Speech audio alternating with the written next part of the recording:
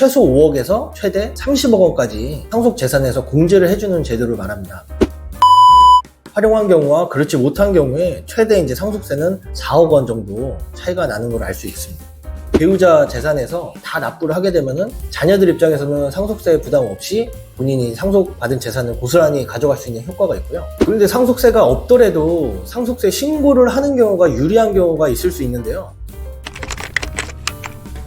이제 사망 이후에 어떤 전략이 있을지 말씀을 드릴 텐데요. 사망 이후에는 상속 재산이 확정이 되기 때문에 딱히 방법은 없습니다. 그나마 활용할 수 있는 부분이 배우자 상속 공제를 활용하는 방법이 가장 보편적인 방법인데요.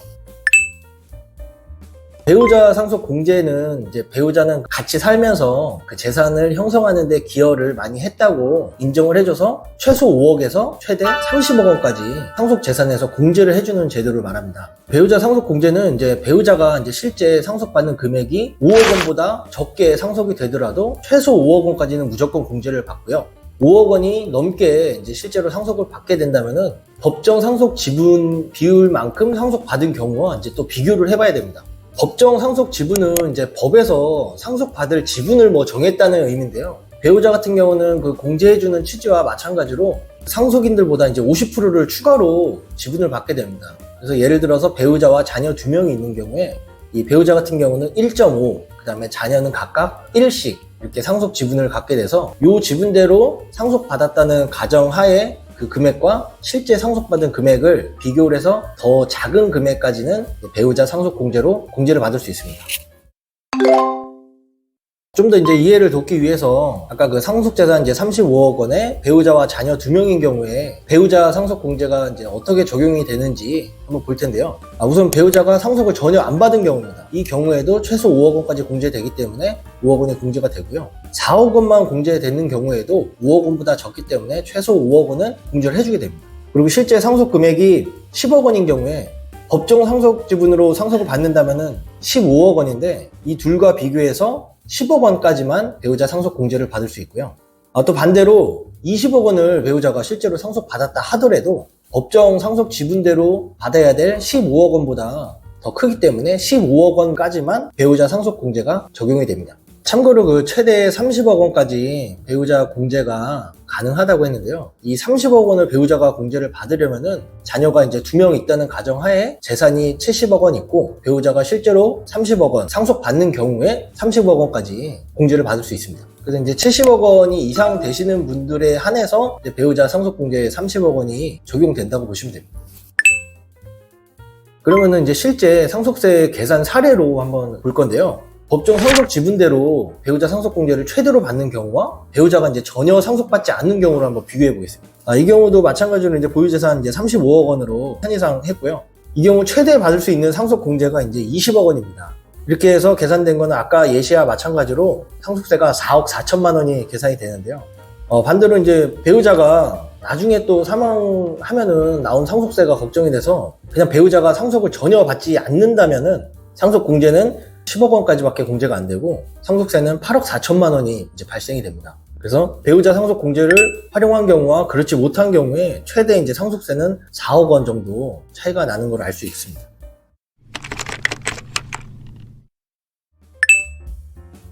두 번째로 사망 이후에 상속세 전략이라고 할 수 있는 부분은 연대 납세 의무 제도를 활용하는 방법인데요. 이거는 상속세 자체를 줄인다기보다 상속세를 누가 부담하냐에 따라서 자녀들이 그 상속세 부담을 그만큼 줄어들 수 있는 그런 효과가 있습니다. 증여세 같은 경우는 증여를 해준 사람이 증여세까지 내주면은 그 증여세도 증여로 봐서 증여세 이슈가 발생이 되는데요. 상속세 같은 경우는 연대 납세 의무라고 해서 자기가 받은 재산 한도까지는 누가 그 상속세를 부담하든지 증여 이슈가 없습니다. 그래서 이거를 활용하는 방법인데요.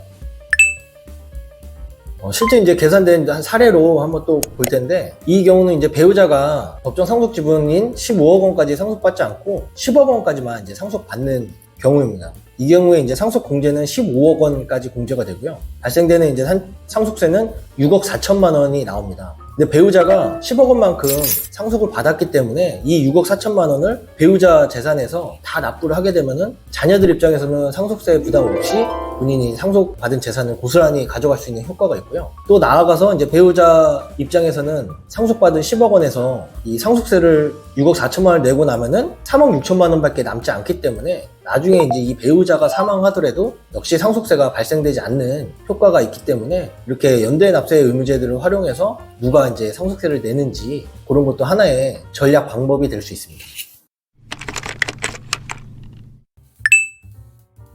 다음으로는 이제 상속세에 신고를 할지 말지에 대한 말씀을 드리고 싶은데요. 세청에서 발표한 통계 자료에 따르면은 2022년에 상속세를 이제 결정한 현황 중에 그 상속세가 실제 발생된 비율은 4.5%고요. 반대로 상속세 자체가 없는 경우가 95.5%입니다. 그러니까 대부분의 이제 돌아가시는 분들이 상속세 자체가 없다는 의미라고 볼 수 있고, 근데 간혹 뭐 상속세가 없더라도 신고는 반드시 해야 되지 않느냐 이렇게 여쭤보시는 분들이 있는데요. 그리고 뭐 신고 안 하면은 거기에 대한 뭐 과태료가 발생되지 않냐. 그런데 그렇지 않습니다. 그러니까 상속세 신고를 안 한 부분에 대한 불이익이 있다면은 가산세인데, 이 가산세 역시 세금에 붙는 추가적으로 가산해서 내는 세금이기 때문에, 그러니까 상속세 자체가 없다면은 거기에 붙는 가산세가 없어서 상속세가 없다면 신고를 안 하더라도 거기에 대한 이제 불이익은 없다고 보시면 됩니다. 그런데 상속세가 없더라도 상속세 신고를 하는 경우가 유리한 경우가 있을 수 있는데요. 이게 나중에 지금 당장의 상속세보다 나중에 상속받은 재산을 양도했을 때 발생되는 이제 양도세를 줄이는 목적으로 이제 상속세를 감정평가를 받아서 신고하는 경우가 있습니다. 아파트와 다르게 이제 토지나 단독주택 같은 경우는 이제 거래가 활발하게 되지 않고 어떤 특정 시가를 산정하기 어렵기 때문에 만약에 신고를 하지 않은 경우에 세무서에서는 토지 공시지가나 단독주택 그 공시가격으로 이제 결정을 하게 됩니다. 그렇게 되면은 나중에 양도를 할 때 본인이 이제 상속받은 그 결정된 금액이 본인의 취득가액이 되는 거고요. 그 취득가액과 양도하는 금액의 차이액에 대해서 양도소득세가 발생이 됩니다. 실제로 이제 뭐 기준시가나 이 공시지가가 실제 거래되는 시가와 차이가 많이 나는 걸 알 수 있는데요. 실제로 그 강남에 공시가격으로 30억짜리 주택이 감정평가를 받았더니 최소 100억에서 120억 정도 감정이 나온 걸 보면 그 차이가 엄청 크다는 걸 알 수 있고요. 특히 그 토지 같은 경우는 주택과 다르게 어떤 비과세 제도가 없기 때문에 나중에 양도를 한다면 반드시 이제 양도소득세가 발생이 될 수밖에 없는데, 상속세가 지금 당장 발생하지 않더라도 감정평가를 통해서 적정한 시가로 평가를 해서 본인 취득가액을 높여서 나중에 양도를 할 때 양도소득세를 이제 줄일 수 있는 어떤 절세 방안이 하나가 될 수 있습니다.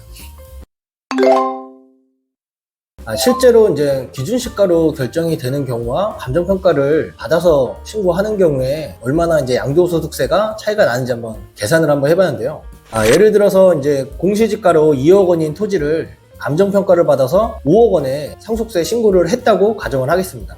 그리고 5년 6개월 보유하고 9억 원에 이 토지를 팔았다면은, 예를 들어서 신고를 안 했다면은 기준시가로 결정이 됐겠죠. 그래서 9억 원과 이제 기준시가인 2억 원의 차익인 7억 원에 대해서 양도소득세가 나온다면은 2억 2,700만 원 정도 양도세 부담이 됩니다.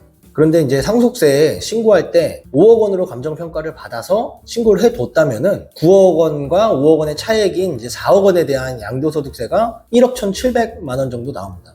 그러니까 최소 1억 원 이상 이 양도소득세가 차이가 나기 때문에 신고할 때 이제 감정평가나 이런 수수료를 일부 지불하더라도 1억 원 이상 절세를 할 수 있으니까 이것도 한 번쯤은 이제 고려해 볼 사항이라고 말씀드릴 수 있을 것 같습니다.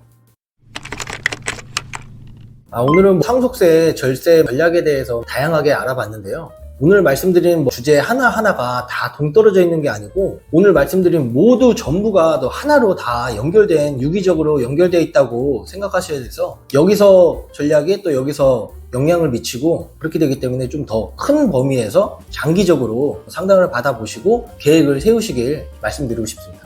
다음 영상에서는 이제 상속세 신고하고 이제 나중에 결정하는 과정에서 상속세 세무조사가 이루어지게 되는데요. 다음 시간에서는 이제 상속세 세무조사에 대해서 한번 말씀드리도록 하겠습니다.